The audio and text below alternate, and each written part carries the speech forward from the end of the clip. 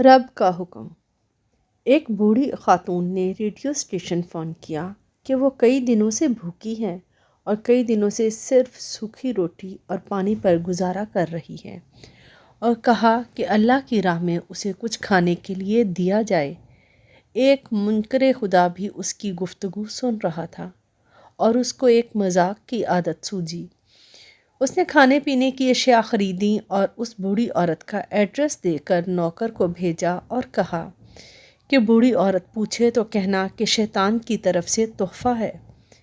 وہ بوڑھی عورت اتنا زیادہ کھانے کا سامان دیکھ کر بہت خوش ہوئی اور گھر کے کونے میں رکھنے لگی۔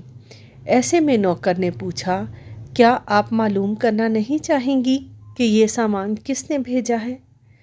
یہ سن کر وہ بڑھیا بولی، مجھے اس کی کوئی پرواہ نہیں کہ کس نے بھیجا ہے، مگر اتنا معلوم ہے کہ جب میرے رب کا حکم آتا ہے تو شیطان بھی اس حکم کی تعمیل کرتا ہے۔